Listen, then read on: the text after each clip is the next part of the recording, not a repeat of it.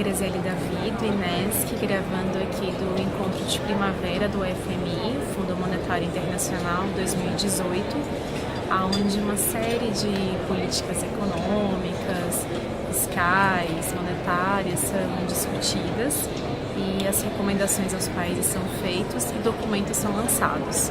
E ontem foi lançado esse documento, que é o Fiscal Monitor 2018, cujo título principal é Capitalizando em Tempos Bons.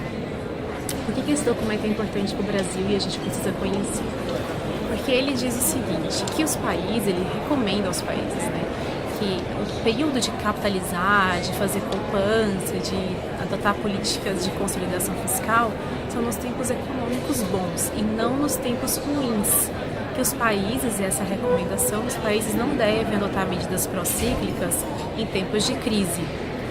Mas, e aí mora a grande contradição desse processo, não é o caso brasileiro. Para o caso brasileiro, eles seguem recomendando políticas de consolidação fiscal bastante austeras, de importantes cortes orçamentários, porque essa é a expectativa do mercado.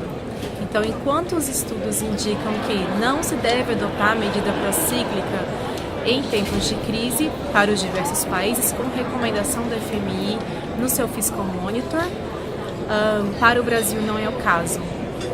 Então, a grande questão é, por que a gente, população brasileira, tem que continuar aceitando essa medida por uma imposição de mercado? Afinal, quem é o mercado, senão as próprias instituições e os grandes donos de dinheiro, de capital, ao invés dos que os estudos indicam, do que o próprio FMI está indicando para os diversos países, do que a realidade nos mostra.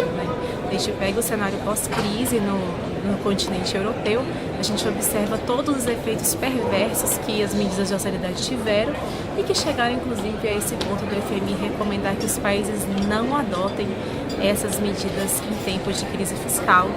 E é nesse cenário, então, de imensa contradição entre o que o próprio FMI recomenda aos países e o que ele recomenda em oposição ao Brasil, que a sociedade brasileira precisa também se posicionar e dizer: chega, nós não queremos austeridade, não é o momento de fazer isso, não é bom nem para a economia, como o próprio estudo indica, como não é bom para os direitos, e os direitos valem muito mais.